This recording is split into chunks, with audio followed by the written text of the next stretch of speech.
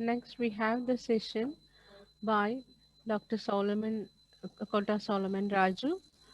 So, we have already introduced our chief guest, but I want to again highlight the contribution in academic side. Uh, so, currently, Dr. Kota Solomon Raju is leading a major R&D group and guiding 5 R&D projects of worth rupees 1,000 lakhs. He has already completed 9 R&D projects worth rupees 1,200 lakhs, around 12 crores, as a principal investigator.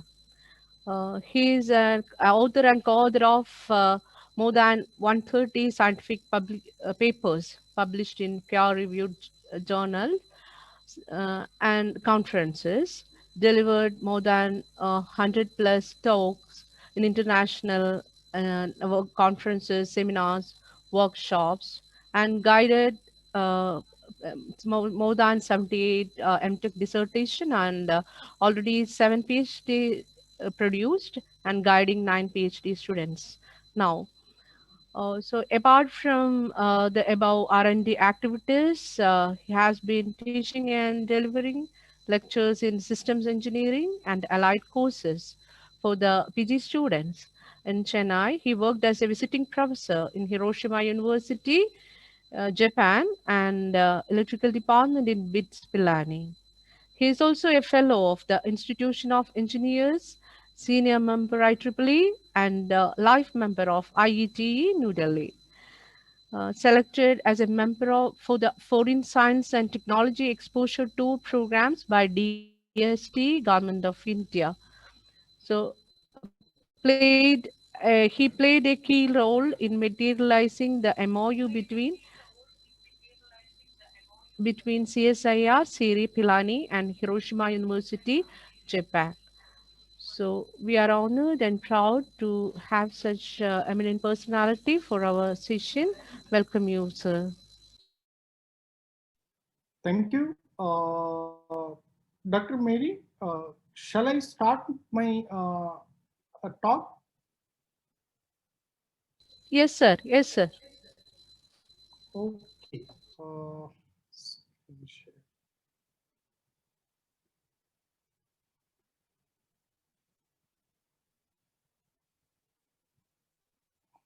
Are you able to see my slides?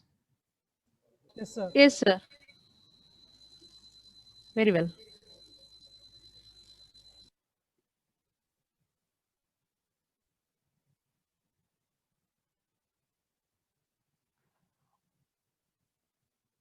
Once again, thank you for inviting me for this lecture. And most probably, as I told you, the exploring the design and customization of IoT frameworks. This topic, I don't know how consciously you have chosen, but it's a very nice topic. And to make it relevant, what I'm trying to do in my lecture, many places the IoT system design and IoT protocols and IoT applications, very frequent talks given by the various experts, including me. But this particular topic, like protocol stack and other design aspects of IoT, is really required for the people who wanted to implement certain level, at least, if not completely. So in this, what we are trying to do is, I'll try to give you the in the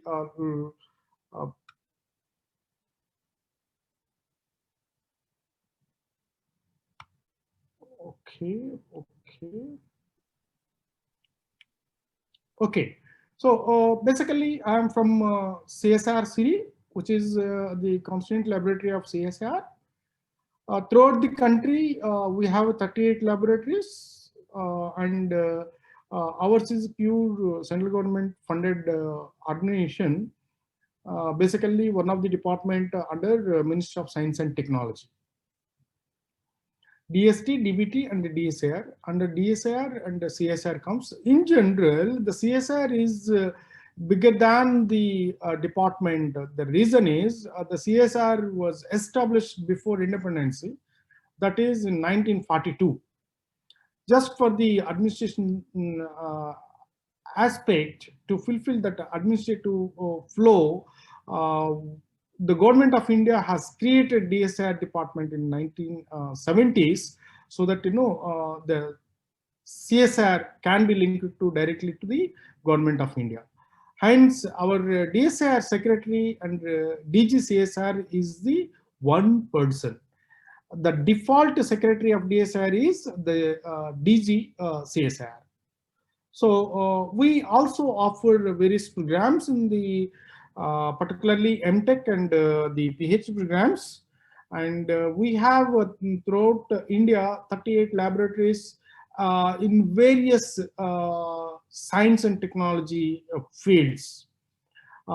We have a chemical engineering, we have a civil engineering, we have a botany, and we have a drugs, we have a aerospace, we have a electronics, we have a physics. So like that, all over India, we spread it with the various disciplines. And one of the proud thing that CSR is doing in the country is its contribution is background. It does work in the background.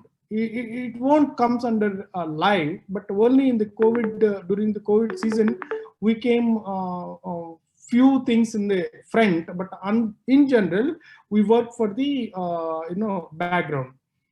We work in the background.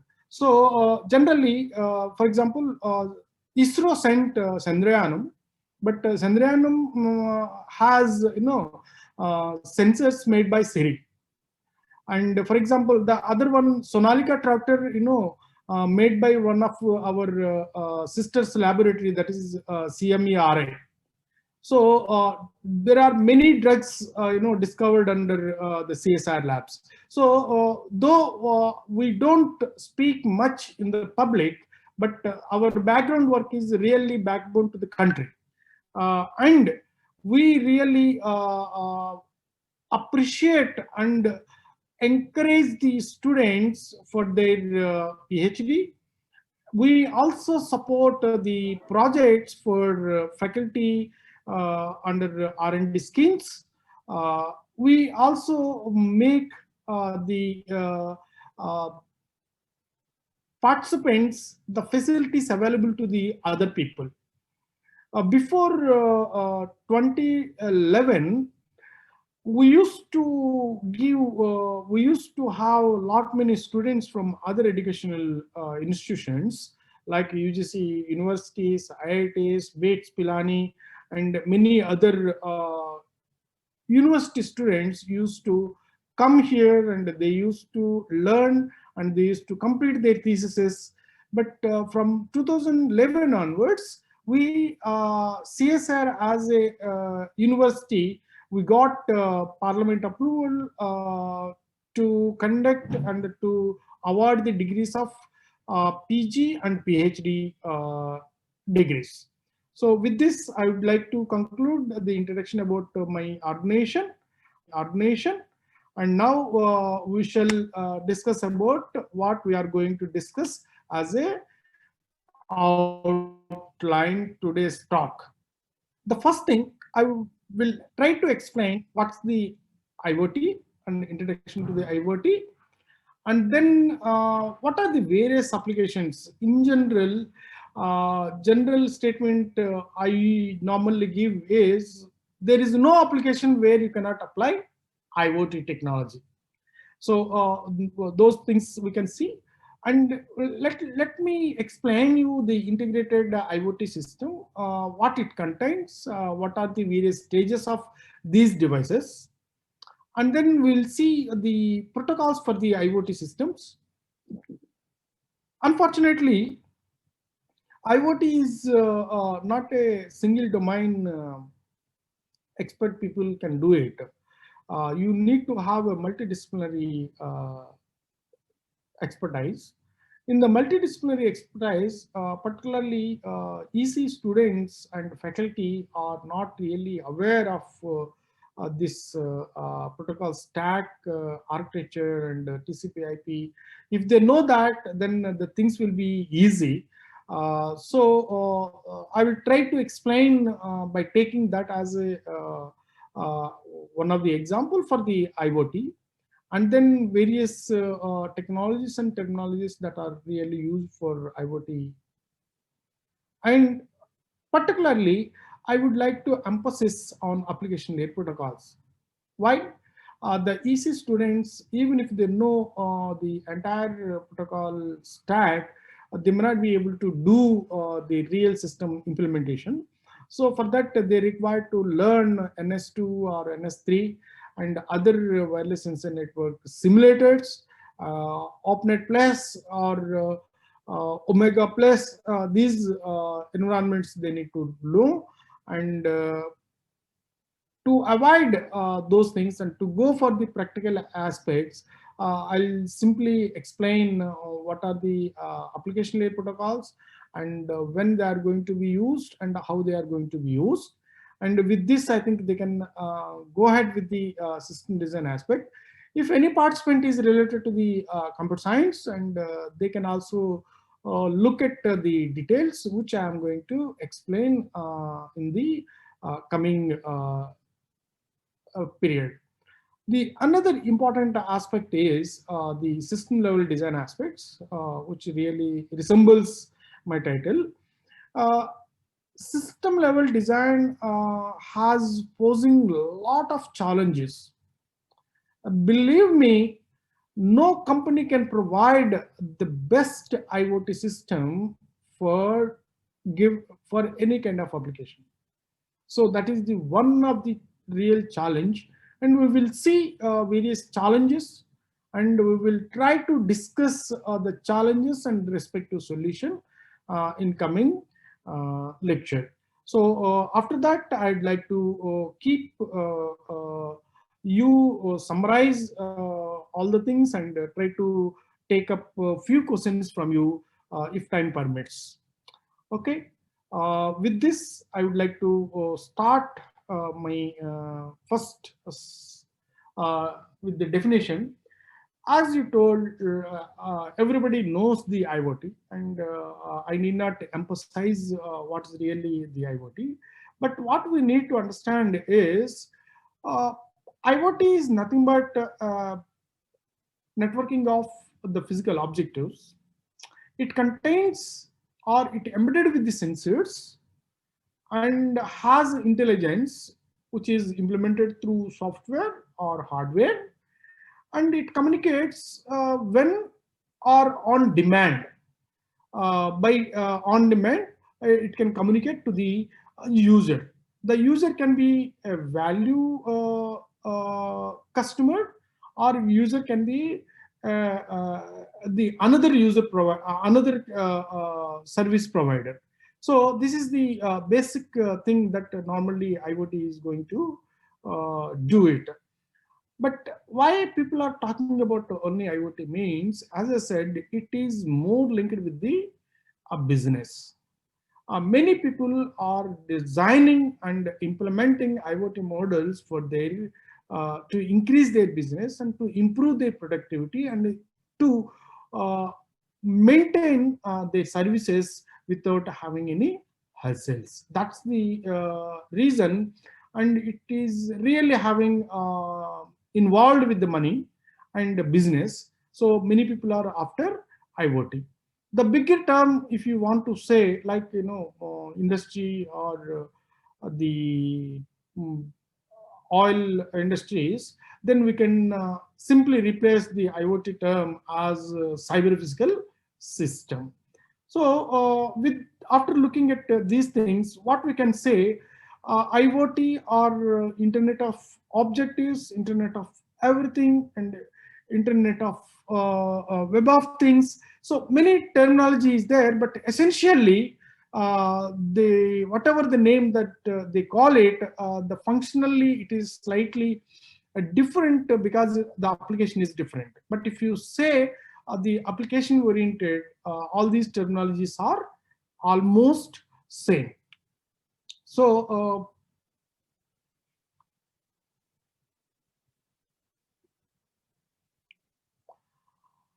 essentially, it's basically, we can say it started from Kevin Austin, today's leader from the IBM, and they are really made one simple sentence. The IoT is nothing but anywhere, any data, anytime, any kind of network, and will be able to provide any kind of service. That's the ultimate characteristic of the IoT.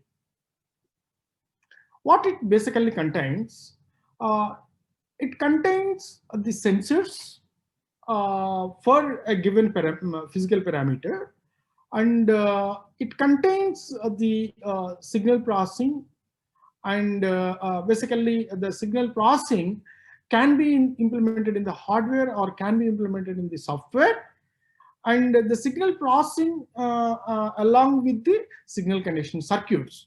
The moment you talk about the sensors, signal conditioning circuits are uh, either embedded with the sensors, or you have to think how what kind of signal conditioning circuit is to be provided for a given sensor. And after that, after doing the small pre-processing and using the quite common sense kind of intelligence, then you need to transmit the data whatever you have captured.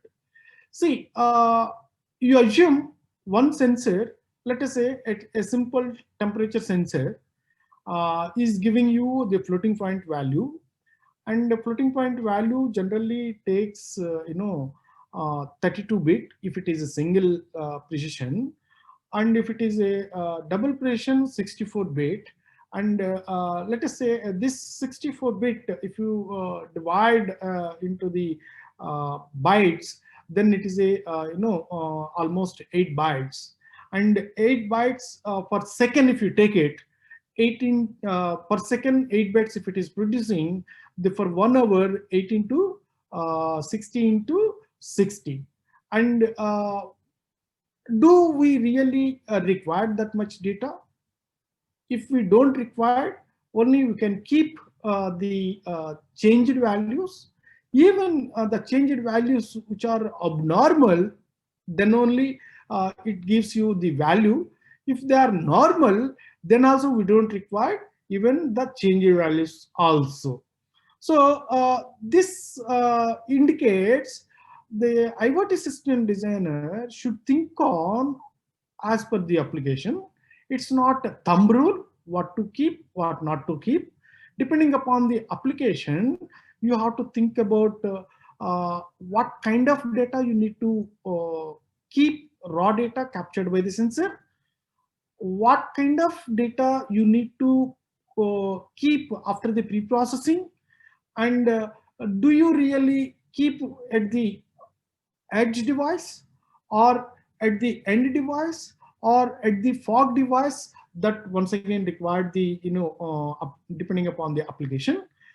And depending upon the scenario and application, either you try to use short range communication, or you try to use large range communication. The short range communication generally Zigbee, Wi-Fi, up to Wi-Fi you can say, Zigbee, Bluetooth, and LoRa. These things are short range, and the long range maybe 4G, 5G, LTE, and partially LoRa can also be implemented in the long range. So these are all few communication protocols that we generally use in our IoT system. So ultimately, if you see what are the things really that are there inside the IoT system, it should have the mechanism of sensing and actuation. So the sensors sense the physical environment, and the actuation, or it controls the environment. Actuators it are used for controlling the environment. Of course, the way once you use thousands and lakhs and 10 lakhs of the devices which are mobile and fixed kind of things, then we need to identify what kind of data I'm receiving from which node. So you required a unique identity, and people are using IPv6 mechanisms. People are using simply the electronic coding techniques, and people are also using the Zigbee kind of identifications. So these are all various techniques that we need to understand once we are trying to design the IoT. Then the ambiguity. See, one of the problem in the IoT is, okay, you have a lot of data and it's not from the fixed place, and it is coming and it is generated from the given physical environment. Hence you are really required to understand how best way you can transmit your data using your the routing protocols. The simple way, if you want to say in terms of the computer science language, the shortest distance path finding to transfer the data from one node to the another node. The as I told you, the one is shortest path. The other one is the hybridization of the various communication protocols. Not only a protocol stack, also the physical layer, particularly spectrum management is the another issue, and the different protocols used by the different vendors is the another issue. Those things we need to talk about in the ambiguity aspect. The next one is, of course, it has to be connected to everything. See, uh, saying is very easy. Uh, the word everything saying is very easy, but unfortunately, when we say everything is the lot of challenges are involved to solve as system designers, and those things also we will see. Of course, it's a programmable. The every IoT node is programmable, and it should be able to adapt itself. It should be able to try to be flexible as per the application, and also as per the environment, and also as per the communication network.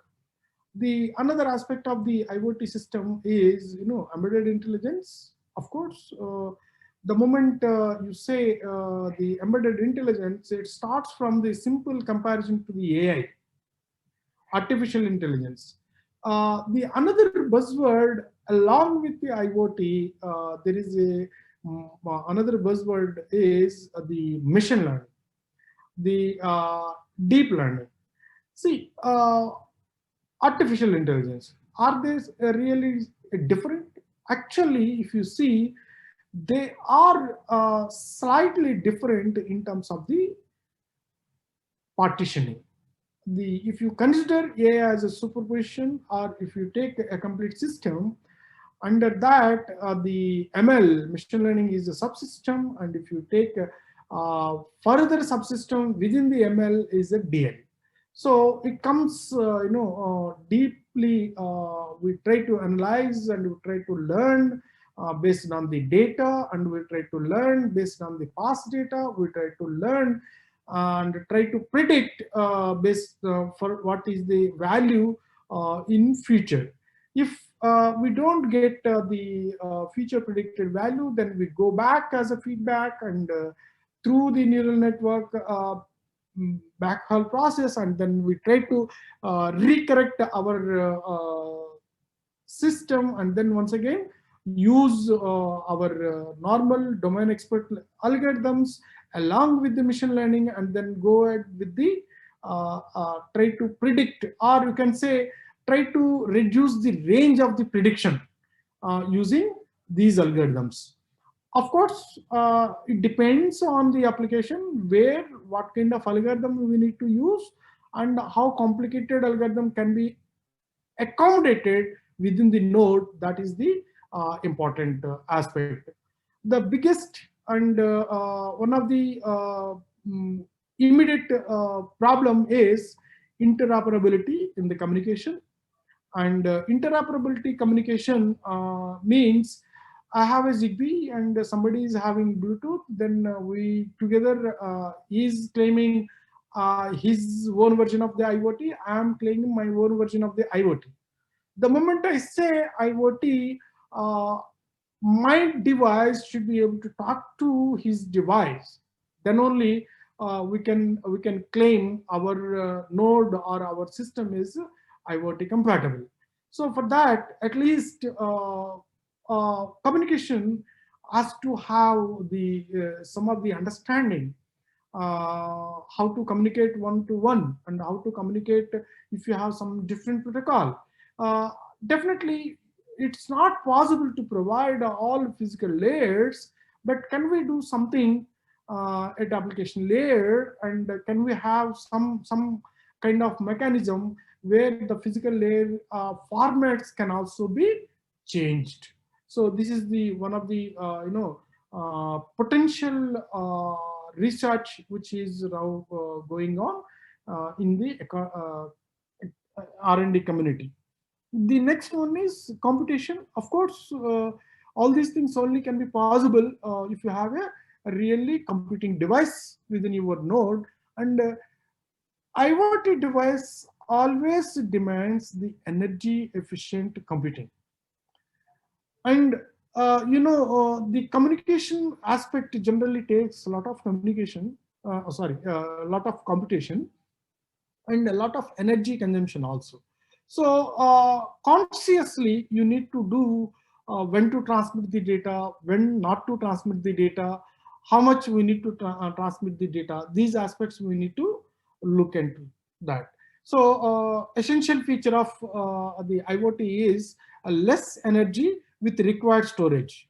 Many people, the RAM is available, so they are trying to accommodate. But what I suggest, if it is not really required, if you accommodate the RAM, then you are unnecessarily paying for the lot of energy just to keep RAM alive. So with this, we can say these features are really uh, required to provide minimum features required to provide for designing the system. So these are all few characteristics. Apart from the basic features, the essential characteristic of the IoT, what is the difference between them and this is at a higher abstraction level compared to the features. So in general, all those features has to be provided with the data and event driven mode, and it should be ambient intelligence rather than the conditional based intelligence, and it should be more flexible compared to any other device. And you should also provide the semantic sharing for various value based services. As I told you, the different or multiple communication protocols can be supported, and for that the complex access technologies, not only in terms of the computation, also in terms of the communication, we need to provide. So when it comes to the applications, there are almost huge number of applications list is available. I think you name it, any application where the IoT cannot be applied. That's the kind of penetration of this IoT technology into our lives. So in future, everybody is going to have this IoT. Of course, already we are having IoT with us. Anybody can name it? Of course, I may not be able to see your faces, but I could see the everybody using cell phone. Definitely, I'm sure many of the participants are aware your cell phone is nothing but your IoT device. Of course, there are various applications in terms of the infrastructure monitoring. One of the challenge in maintenance of the infrastructure can be solved using IoT technology. And the smart agriculture today, starting from the product selling, crop growing, crop disease finding, and the cold storage maintenance, and type of the crop requirement. All those things you can discuss in the smart agriculture. And the smart homes is the another big area, and already many people are using. The smart area is connected to your appliances. Smart homes also connected to your elderly people monitoring, also connected to your young kids monitoring. So nowadays people are too busy in their jobs and their personal life. Many people are not able to, even though they wish, they could not able to make the proper attention towards the kids and the elderly people. So this IoT technology really helps them, apart from the automation of the each and every uh, appliance within the home. Next, the smart health. The basic idea of this IoT technology, which we are going to have in tomorrow, is every village is a global city. So that kind of connectivity will be there, and every particular specialized hospitals are available to the user.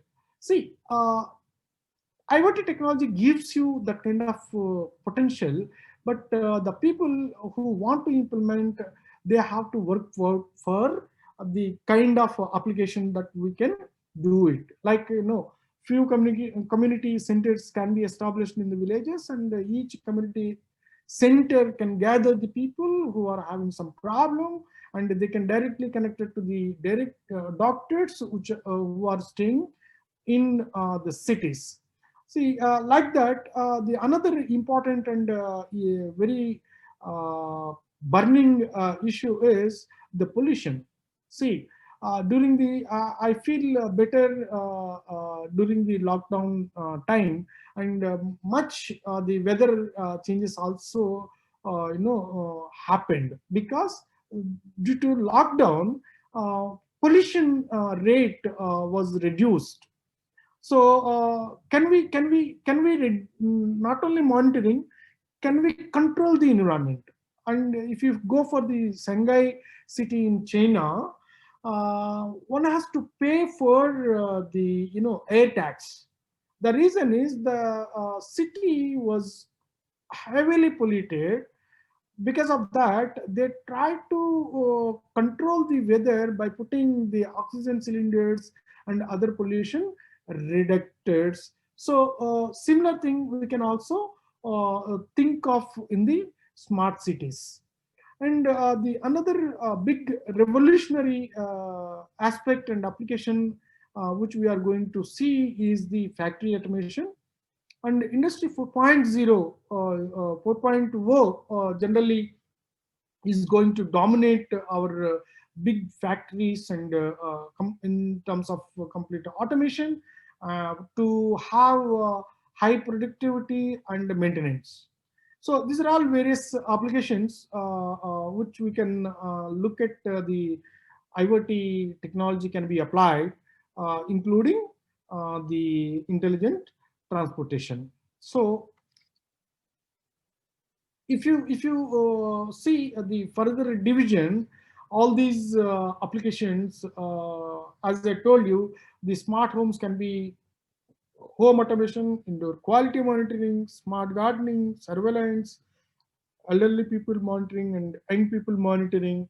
So like this, you can see each and every big sector of the application with the sub kind of applications. You can see precision farming is the subsection of the smart agriculture, and crop health monitoring, and livestock monitoring, and smart greenhouse. These are all the self-explanatory, but easily can be applied the IoT technology. And so I think they are self-explanatory.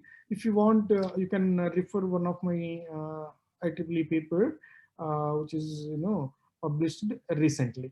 So what is the important that we need to understand with this application? That is more important. Can we classify, or can we see each and everything as a individual application? See, the IoT system is more on customization. There is no standard thumb rule which is going to be, optimized. While analyzing these things, what we have done, we try to classify the IoT applications based on data rate. We try to classify few applications based on data rate requirement. The high data rate required applications are the smart health, smart city, and factory automation and industry 4.0, and infrastructure monitoring, and smart power and water grids. These are all comes under high data rate applications. When the high data rate applications are there, what are the design issues that we need to look for? So one of the important thing is communication, and how to provide short range communication and long range communication, and what kind of network size it is. If there are few nodes, then I can use the simple IoT device, and if there are heavy nodes, then probably I may not be able to directly communicate, but I can make a clusters, and different clusters I can make. Each cluster has a cluster head, and cluster heads once again can be made another cluster head. So like that, hierarchical networking can be implemented. The either it can be a local connectivity or distributed connectivity. These issues can be looked into depending upon the application. For example, if you take the simple power grid applications, depending upon the power grid sensing nodes that you are trying to apply, has to be taken care in the network size. Depending upon the network size, your communication as well as computation aspects are going to be increased. The another one is many times, what's the response time, or what's the acceptable delay that we can see. In the smart health case, mostly the seconds are fine, but in the smart city, the seconds and minutes are fine. And factory case, maybe you can extend to the hours and days. The infrastructure case, once again, seconds. So like that, you need to analyze what is the acceptable delay for a given application. So what is the meaning of this? If something goes wrong, your system should be able to report within a seconds, if it is a smart application, if it is a infrastructure application, if it is a smart power grid. Example, there is a crack in the bridge, and the bridge crack is increasing the safety point. Immediately, within seconds, you need to send this data to the respected people, and also it should be stopped vehicles not to allow through the bridge. That's the kind of thing. So all these things should be happen within a seconds. So that's the application requirement. Then what kind of data that you are trying to capture from the physical environment. Sometimes it can be discrete, sometimes it's a stream based. So maybe sometimes we need to keep the historical data, sometimes we may not require. So those things we need to analyze and then look at the IoT applications. One more important thing is, what is the computing paradigm that we need to use? Only edge node and cloud, or edge and fog cloud, or edge fog and cloudlet? Those things we need to analyze. That gives us hierarchy of the IoT networking technology. So kind of computation is required? Is it only for the signal processing and image processing, or AI? So, or sometimes to simulate the physical environment, the people really use the digital twin.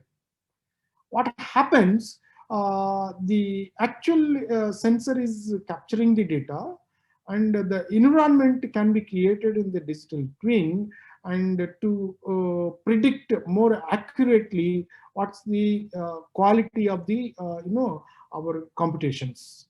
So the digital twin can be used for digital simulation purposes. So of course, the location awareness and sharing is the another aspect. What to share, what not to share. Do I really require to give my location? If I don't give, what will happen? If they don't allow, how should I give safely? Those aspects we need to look into the particularly when we are classifying the IoT applications. The one of the worst and the biggest problem with the IoT device is the privacy and security. You know, in terms of Indian scenario, we are facing worse situation in terms of the privacy and security. So this particular issue, what it demands our own framework for the IoT application. That's the reason the exploring the word, and customization of frameworks. The topic is really, uh, consciously chosen. If it is consciously chosen, it's really fantastic. And if not, please do it and continue in this aspect, because this is the real requirement. We required our own frameworks, like we required our own tools, which are like going to share the various aspects of the data to value service provider, or to another service provider. So generally the sensors and the types, depending upon the application, you can see the smart health case biosensors are going to be used, and the pressure sensor, temperature sensor, and a few other chemical sensors we are going to use. So these are all various aspects one has to look into to design how to make various uh, how to make the system design aspects. Now, quickly, I'm trying to give you the integrated architecture of the IoT. Please look at the hierarchy. Generally, you won't find the cloudlet in between gateway or fog node to the cloud. Generally, people are talking about edge computing, and of course, the end node and the edge node, and the edge node is talking to the fog node or gateway, and straight away people going to the cloud. Sometimes if you can see this, and sometimes when you are supporting mobility in your application, you required the cloudlet. Simply, for example, Amazon is trying to provide the uh, services, the video services, particularly online movie, on-demand movie, even in the mobility. How they are providing, accessing cloud every time is not really economical and also efficient. Accessing cloud resources straight away by the edge node is not economic and efficient. Hence, they try to provide the intermediate cloud infrastructure known as the cloudlet. Intermediate cloud infrastructure known as cloudlet. They try to imitate a few of the cloud infrastructure, but not actually as it is. Uh, uh, it is customized as per the application requirement. So the edge node, when it is in the moving, then this cloud infrastructure play a vital role.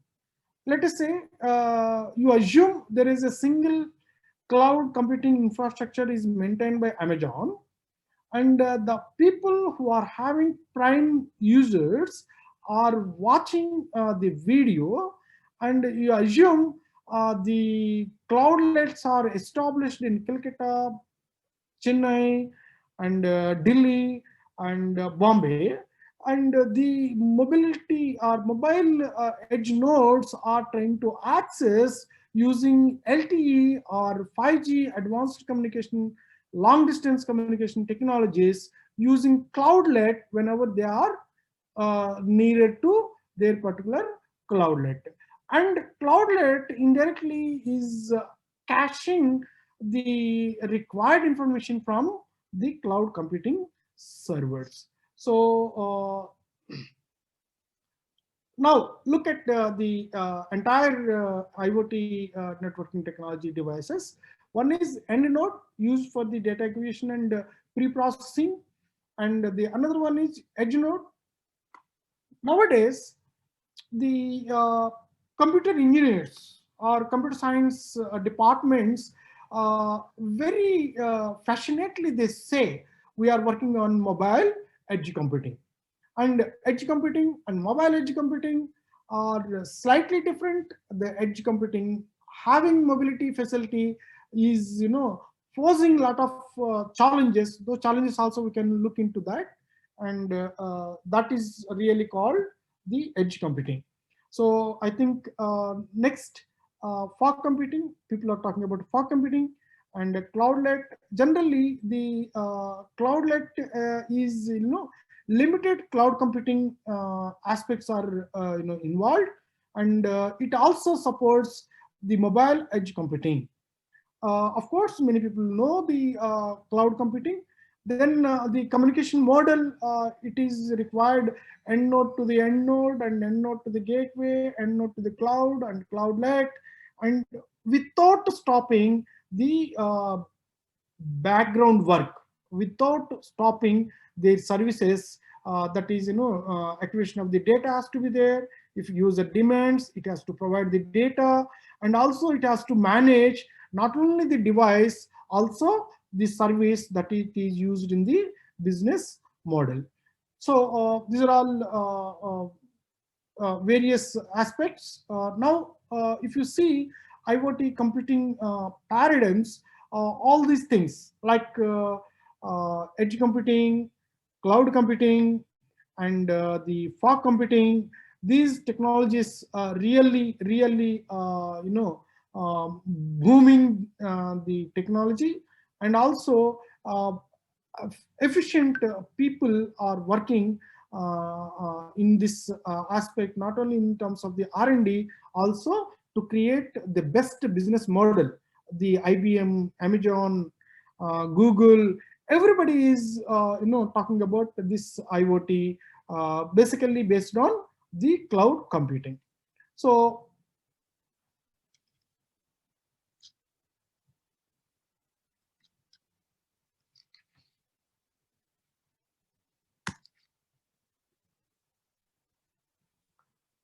now when you talk about the edge computing, few things are really important. That is, what's the communication aspect, and what kind of intelligence it is required, and what kind of controls it has to provide. Basically, the controls which are controlling the environment for home, controlling the appliances, for single smart cities, controlling the pollution. So like that. So we need to look into those aspects as a major component. And latency and real-time analysis, the mobility and security, these are all various features of this edge computing. And use cases can be generally used either edge server architecture, or edge coordinated device architecture, or device cloud architecture. So that is the one thing.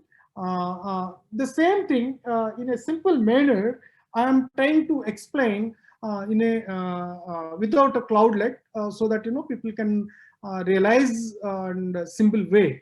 One aspect is, simple edge level, and it is collecting the data from the end node and doing some processing. If it is required, then only it is sending to the cloud, otherwise no. In this aspect, the edge devices are there, uh, uh, and these edge devices are coordinated with the another cluster head, and then the each cluster head is once again collecting the devices from various levels. So this is how generally the edge computing paradigm will be there. So when you talk about edge node design, how can we do, what kind of aspects we need to consider? If you see, am I taking only single access? If it is a single access, that single communication protocol, it's a fantastic, and your job is much minimized. But when you talk about the mobile edge node, when you talk about the mobile edge node, so this this aspect will increase the design aspects much more complicated way. So that is one thing one has to look into that.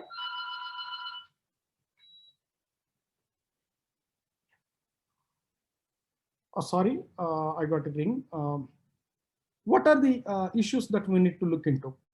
One is the first thing is what kind of services we need to provide, and second one is what are the applications, and the third one is various challenges depending upon your device and service. And of course, the very important aspect is the market drivers is one of the important thing. When it, let us see, already we have seen the basic characteristics of the IoT. Now, when it comes to the mobile state of the edge node, then you need to see what kind of premises I need to incorporate. Is it a clean environment, dust environment, or foggy environment, or sunny environment, or even worst environment? Depending upon the application you need to see. And the other aspect is proximity, then latency, and then location awareness, then network contextual information. These are the various things. The services, as I told you, is it a graphical rendering or gaming, including AR, VR? And also, do you require to process intermediately any data processing? And also some video and data analytics kind of thing is required. Those things we need to analyze, and then depending upon that we need to choose what is the computing engine for the mobile device. For example, if I need to talk about image processing, definitely I need to talk about the Cortex ARM A series only. I cannot provide much computations using Cortex M series. Acha, do you know what is the Cortex M? ARM has a different series of processors that is, ARM Cortex M series is based on really for the microcontrollers generally used for the end node or less computational edge node. The also ARM has the Cortex A series, which is high performance, generally used for the video processing and even AI, high complex AI and DL algorithms like CNN can be, if you require to implement CNN for the video applications, then you require A series processor. And also, there is a, ARM Cortex R series, that is a real time. When the safety critical applications are trying to use, or if you really required a real-time data analysis, then you need to use, if not completely, partially, the ARM Cortex R series. And if you are trying to use multi-processors, maybe you can use the security aspects also, which is generally coming along with the S series processors. So depending upon the application, depending upon the what is the issue that you are trying to solve, and based on that you need to analyze the computational requirement. Once you analyze the computational requirement, then you need to choose what kind of processor is required. If it is a no computations required, then M series. If it is high computational requirement, then A series. If it is real-time aspects or safety critical infrastructure monitoring systems, then you required R series. Sometimes combination of all. Sometimes combination of all. It's called multiprocessor SoCs. We can use it. So based on the analysis, you can select the required processor. Now look at this requirement of the edge node. As I told you, the less energy requirement is demanding more and more. Of course, even our cell phones, we are demanding. If somebody is giving the talk time and with the video 24 hours, we are very happy without recharging. But when it comes to the IoT, they need to work years together, and replacement or charging is also a big issue. So one of the technology people are trying to use is battery-less energy harvesting IoT nodes. And if it can be done, really, it's a fantastic. But it required a high level of research, and people are working on it. And this is very good for the electrical engineering people. They can look at this battery-less energy harvesting IoT devices, and EC guys also can look at what kind of technologies can be used for the energy harvesting. One aspect is we can generate the power using RF sources. We can generate the energy using vibration, with the natural vibration. And if your application produces the natural application, you can use those things to generate the power, which ultimately supports the power requirements of the IoT.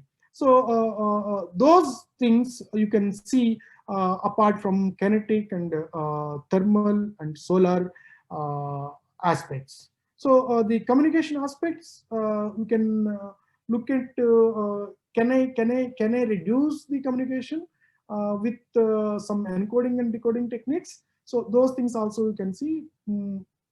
Mostly everybody is in the race. Today's standard formulators, IoT producers, and people who are designing the IoT design, everybody is in the running race. So everybody says I'm great, I'm only great.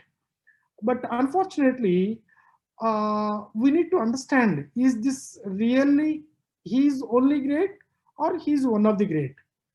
And we need to analyze as per our application requirement rather than the IoT device provider. So that is the basic thing we need to understand, how to design the edge node. Okay, so how this generally edge node is integrating with the 5G technologies is the one more aspect. See, you design the edge node with the current protocols, but in future the communication aspect only can compensate if you use the 5G or beyond technologies. In that case also, we have to provide the 5G demanding computing and communication resources within your mobile edge node. So the communication aspect, how you can provide the future communications within this mobile edge is the another one. I think I'm slightly now onwards. I'm slightly going fast because there is a huge thing I need to cover. But I'll simply go for straight away to. Okay, now once we have seen the challenges in the edge node, they are discreetly we spoke and discreetly we tried to show what should be there. But when it comes to the device, it comes along with the protocol stack.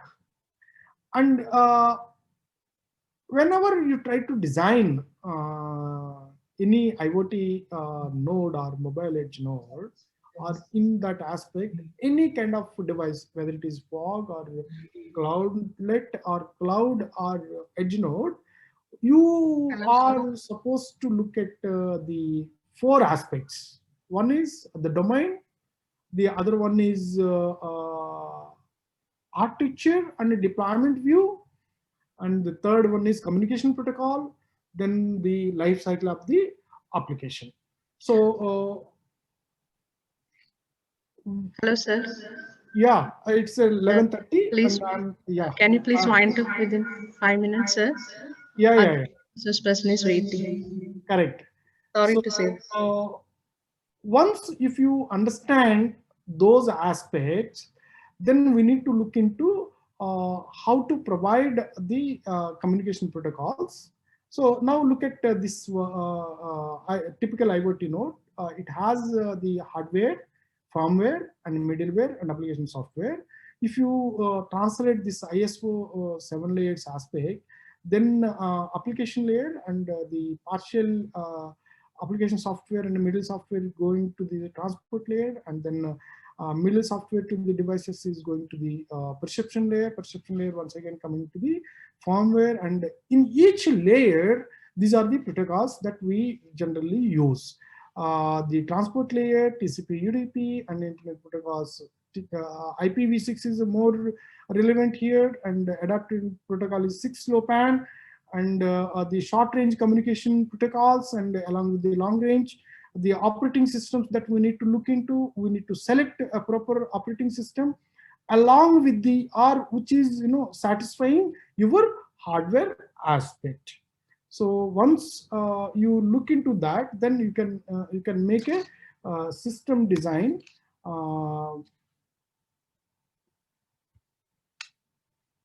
I think based on the protocol stack requirement, application stack requirement, you need to select operating system and the hardware platform and the middleware aspects. So I think once if you have these things in your mind, you can select and you can try to use everything the way you wish. These are all the few research areas people can target in terms of middleware and in terms of communication aspect and the pre-processing and sensors based on the applications. I think with this I'll stop. If you have any doubts, maybe you can ask me.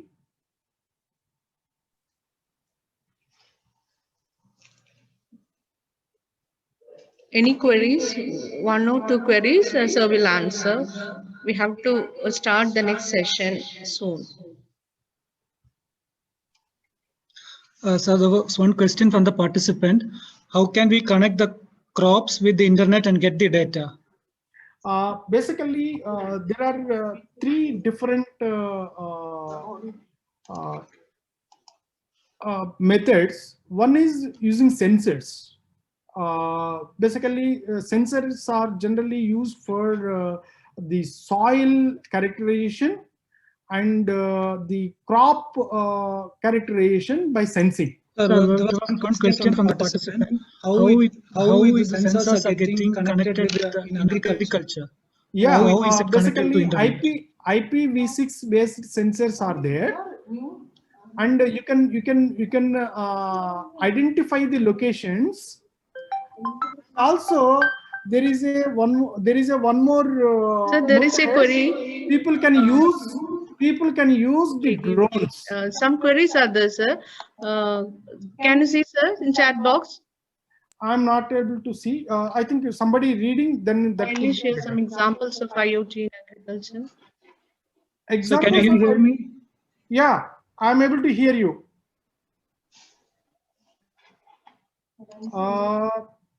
So can you hear me? Yeah, Mr. So there was one question from the participant. How can we connect the crops with internet and get the data? Yeah. Internet and get the data. Yeah. See, look at this. What is the data that you require? Is it related to the crop? Crop can be, crop data can be taken in two aspects. One is image form. The other one is sensing form. Generally, the image form can be taken using drones. Sensing form, you can use the sensors using IPv6 package. Using IPv6 package, you can simply locate, install, deploy your sensor node with the required sensors. For example, CO2, nitrogen, and some of the parameters that are required for characterization of the soil strength, and the soil strength accordingly, what kind of fertilizer is required, or what kind of growth is happening by the what kind of strength it is giving. Those details can also be taken using the sensors. Am I clear? Okay, sir. I think they are thinking of water is there, and rain is there, and many other aspects are there. Then how can I take the data? There are IP65 standard packages are there, and they can install straight away. Nothing will happen to the node. Okay, sir. There are a few more questions available, but we will share it with you, and you can give your response by participants. Okay. Sir, in shortage of time, we are running to the next program. Sir, thank you so much for joining from Siri Dani. In fact, I also attended a course of IoT conducted by him. That entire program is spearheaded by Solomon sir. So thank you sir for joining us. We will keep in touch with you. We will pass on the informations and the questions that the participants have and share with you.